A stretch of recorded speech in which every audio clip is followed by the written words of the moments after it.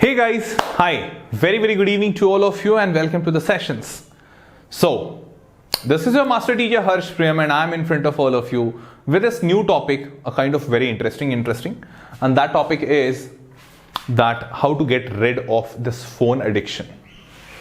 Quite cool, isn't it? Quite cool. I would say, yeah, quite cool. Why not?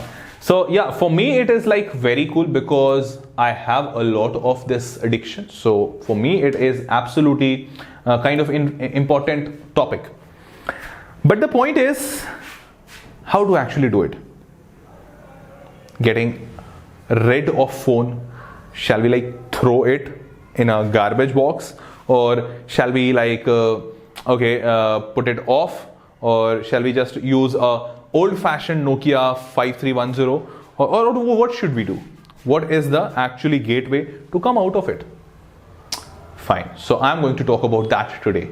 Fine. So chalo, let's start our today's session. First of all, you should know in that phone thing that addiction is there. So the first step of curbing this addiction is to actually ascertain that okay, this is there. You have to actually tackle it. So there is a problem. First of all, you'll have to address it. You'll have to understand it and you'll have to accept it. Okay. So that is the first step. But okay, before getting into that, I guess smartphones are pretty beautiful things, man. It's like so many things, internet, Facebook, WhatsApp, and these whole things are not crappy things. It's not just shit. It's like, yes, useful, man. If I just imagine that if I would not have that WhatsApp, probably how would I have communicated to you guys, or how would I have communicated to my office, or like family members, or XYZ things. There are so many family members of mine who live abroad. Then how would I have called them? Like doing an ISD call? Obviously no. I would not have done that. Even if I would have done that, then probably once in a year or twice in a year maximum. Not every now and then. So yeah, it is important. In fact, I get updates about you guys. You guys get updates about me on Facebook. I get updates about my family members. So they are a pretty amazing thing. I would not deny that. But, now there comes a but. That is it like so useful for us at this age, or at which age, how much it should be used? That is an important point. And probably there is a gray area where we have to actually draw a line. So most of the time you would have heard your parents telling you that okay, don't use the phone, keep your phone away, limit the use of your phone, and XYZ things about the phone. So first thing is that you should actually so the first thing, wait a second, sorry. So you should actually first of all understand that this is a problem and it needs to be tackled. It needs to be tackled. Very important. And why I'm saying that yes, you have to first of all understand that yes, it is a real problem, because most of the people, I would not say students only, in fact most of the people do not think of that okay, smartphone addiction can be some addiction, because what we have heard about addiction is only drug addiction. Like alcohol addiction, drug addiction, these can be addiction, but addiction to phone?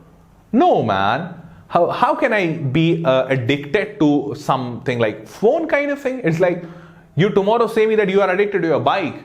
Does not make sense to me.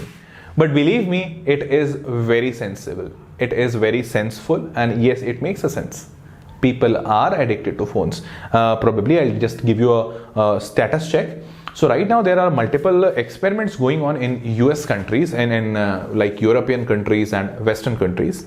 And there people have, so it has been going on since a long time, because USA had developed this phone way back in 1970s. If you do remember the invention of phone. Although at that time it used to be used only for the military purpose. But after that, in fact, they started using for the general public in like 1980s or 85, something around that. And after that, so in India, this smartphone or mobile phone, not smartphone, but mobile phone came in like 2000, something around that.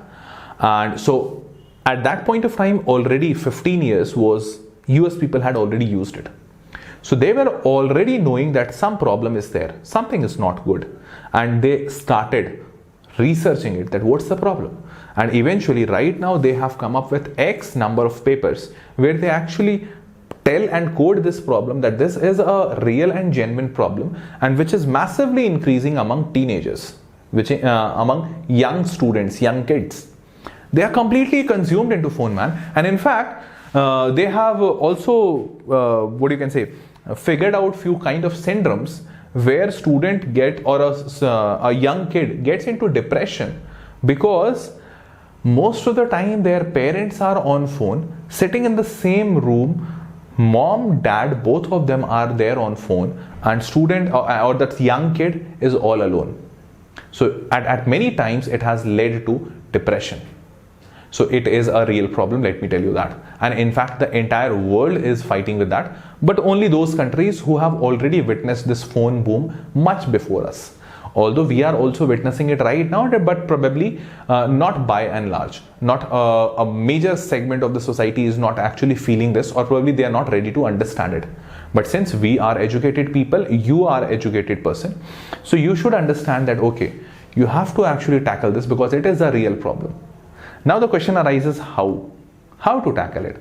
So is it like, again, as what I said, shall we throw out our phone, or shall we move back to like that pager kind of thing, just for getting the messages, or shall we go much more back like Telegram kind of thing? So answer is no. There is other methods as well. So the thing is this, okay, first of all we have to understand that phone is not a very bad thing until and unless you use it wisely. Until and unless you know it, that it is not a necessity. It is not that you have to consume it. You have to just use it as a necessity. So say for example, I'll just give you an example. Now say for example, you have a car and you love your car, and you are like morning waking up, you are going and washing your car, then you're going to office. In office, you're not coming out of the car, you're sitting in the car and you're doing your work. Then you're coming back from the car, you're still in the car, and probably you might sleep also in the car. Now, do you think that is important? Do you think that should work out, that will work out for a long time? I don't think so. Means actually what happened, what you did, that initially a thing which was just a commodity, which was there to help you out, to help you to reach a place faster, safely, and probably have more number of people around you, but you eventually converted it into a thing with which you are addicted now. Just a simple car example. Now just convert this example with a mobile. Mobile was invented why? Because earlier when this was the situation, when army has, so in US military has developed it. So when army developed it, they used it only for the communication purpose, because soldiers, they are at some very far areas. Phone means probably that walkie-talkie and those things would not work there, because walkie-talkie or this RF frequency has a range. So say for example, if one of the soldier is at like 1000 kilometers, how one can connect with him? So they first of all invented a satellite phone, and thereafter when it came for public use, people big companies established towers, and they used to get transmission from the satellite, and people used to connect. So in the starting, this was invented only for the mere communication purpose. Okay, that was cool. It was going good. And thereafter, smartphone got into the picture, and people started using multiple features on phone, probably applications, WhatsApp, Facebook, connecting with the people. Okay, that's also fine. But eventually, as these social media apps started penetrating our life, we became more digitally social. Mind my words, we became more digitally social, not physically social. In fact, the best thing would have been if there would have been a change in our behavior, that we would have been more physically social instead of this digital socialization. Probably that would have been much more better. But we did exactly opposite. And that exactly opposite behavior is actually putting a lot of problem. People are like dealing with n number of problems, man. Kids these days, they are shy. They don't talk to people, and they are like introvert. They don't go out of their houses. They don't know how to deal with real life problems. They don't know that on road, if someone is trying to burgle them, they don't know how to deal with it, because they have never gone out. They don't know how the world works. And these all are real life problems. So yes, you should address it. Now, there are some practical solutions to it.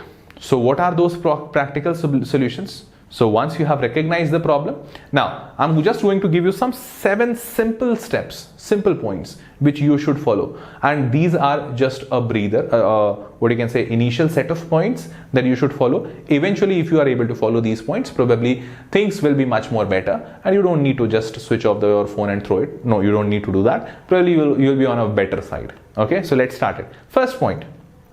Very important. What is this very important point? Very important point is customize your notification. Now what happens that whenever you install an application, so that application sends you a notification. First of all, that whenever you are installing, allow notifications. Whenever you will install that app, there is an option which says allow notifications, and most of the people do have a habit in doing that next. They just click OK. And once you click that OK, so every now and then, every here and there, whatever apps you have put it in your phone, they keep on sending you notification. And then you develop a habit of every time checking your phone. Okay, my phone is ringing, something come up. My phone is beeping up, something came up. And it's nothing, man. So every time whenever you see, you get a habit that you have to see the mobile. That's first wrong thing. So customize your notification. Just close all those notifications which are not important. In fact, especially these WhatsApp and Facebook notifications, they're not so important if they are not so. So for some people it might be important, but for some it is just like random checking, so not required. Fine. Next thing, delete unnecessary apps. We have a lot of apps. Probably we see some advertisement today and we installed it, but we don't need it really. Tomorrow we saw something else in our friend's mobile, we installed it. But we'll have to actually see that we should have only those applications which are very important, because unnecessarily putting applications, either today or tomorrow you will get into that application, which is not so good. Okay, so you should understand this, that why to have unnecessary applications, not required in fact. Okay, so delete them. Next would be, don't use your phone in bed. This is a very important thing. So multiple researches has been done on this as well. What happens, most of the people do have a habit of using the mobile phone at night on their bed. So just before going to the bed or before sleeping, getting into sleep, they have a habit of using mobile phone. And slowly people started reporting insomnia. So insomnia means loss of sleep. So what happens when researchers started finding it out that why this is happening, even healthy people who do not have any tension in their life, they're pretty well settled, but they are also not able to get sleep. They're not in tension. So they found out very beautiful thing. They found out that by using mobile for a prolonged time on bed, and especially after closing the lights, it actually dries up the water in your eyes. It makes your eyes swollen and dry. Due to that, whenever you go to sleep, your eyes are not so in a comfortable position, and that's why they do not allow your brain to get into a sleep. That is the problem. So it causes insomnia, which is called killing of sleep or drying up of eyes, and that actually leads to insomnia. So that's the problem, guys. In fact, that is why during night times, whenever you're going to bed, please make sure that you leave your mobile 1 hour before going to bed. That would be the best condition, believe me. Okay, so please don't use your mobile at your bedtime. Next, it is very much advisable and it would be good if you use a conventional alarm clock instead of mobile, because most of the time people do have a habit setting up the alarm at night, and then when they are setting up, they saw some 3 to 4 notifications. Okay, so now come on, okay, I have to look at this notification. Someone is doing something on like Goa. So okay, what my friend is doing in Goa, and then you end up spending more half an hour and you don't realize it. So please use this alarm clock. It's much better. Fine. And next, avoid or limit your phone usage wherever it's possible. So there are multiple places, like just the very simple example which I would give you. Almost 70 to 80% people do have a habit of using mobile while eating. And can you just imagine that eating is one such thing where you should completely focus on the food, enjoy the delicacy of that food, enjoy the time with your family, but instead, right now, even parents, most of the time, they keep on using mobile. Means mom is there, dad is there, son is there, daughter is there, and everyone, all of them are using mobile and all of them are eating. Probably not even feeling the delicacy of that food. And that is where families get teared apart. So please don't do that. at necessary places or important places, please do not use mobile. It's very dangerous, not at all good for your social well-being. Okay, fine, let's move on. And the next would be pay attention to your surroundings. It's beautiful, man. Believe me. What happens, I'll just give you an example. So a few years back there was a video on Facebook which was very viral, and that video probably Facebook had made it, if I remember. Yeah, probably Facebook had made it. And that video was that a small boy was cutting a cake, and he was like 3 years old or 4 years old, and people were celebrating his birthday, and everyone was like so everyone was celebrating his birthday, and he was cutting the cake, and her mom was like, oh, happy birthday my lovely kid, and his dad was, oh, happy birthday my lovely boy, happy birthday. And their grandparents, their grandmother, everyone, like, and that boy was cutting the cake, he was happy, and when he looked up, he was sad, because he saw that everyone is saying happy birthday to him, but no one is coming to hug him, no one is actually looking him into his eyes, but everyone is looking on the mobile, trying to capture that moment. Don't you think this is unnecessary? This is very bad. In fact, even if one person would have recorded that video, probably that would have been sufficient, and rest all the family would have spent that time with that young kid. That would have been much more better. He would have felt special, isn't it? But that did not happen, and probably most of the time people don't realize it, that how bad it impacts a young kid, a young brain, a young mind, and it actually does. So my lovely kids, my point is, do not miss those beautiful moments. You might be sitting in a park and a small young toddler might be walking there, and you might just look at him or her and you might feel, wow, life is so beautiful. But if you are into your mobile, you will miss that. Probably you might be looking at an old couple, a grandpa or a grandmom age kind of couple, and they might be sitting just cherishing their moments and talking to each other, smiling. You might be feeling great, you might be feeling beautiful, or probably you might be missing a very beautiful natural scenery. These all things you might miss if you are into a world which is not so real. So please try to live in that real world, not so digital world. Fine? Chalo. So I hope you understood. Next one, take it slow. So at last, I would just like to conclude before closing it up.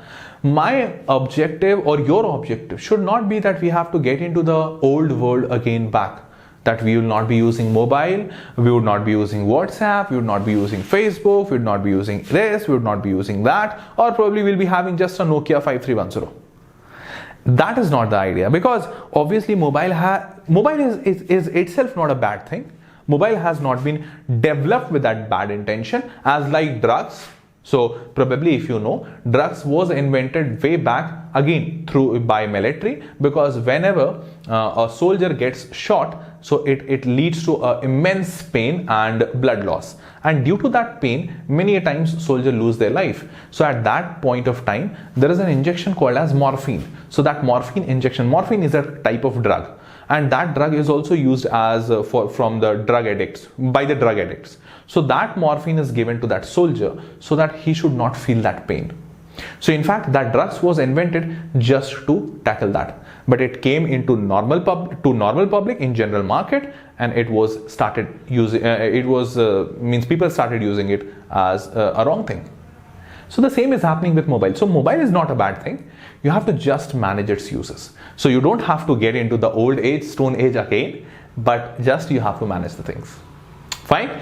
So yes, that was all guys, that was all folks. I hope I made my point clear, and I hope that these points would make a difference in your life, and probably you'll be finding these things much more rationalized now, and probably you might understand that how important things around you are, how beautiful they are, and you might enjoy their beauty, you might enjoy their existence. So just enjoy them. Fine. So see you all guys in the next session. Till then, bye bye. Take care and good night. And take care of your family also. Bye bye.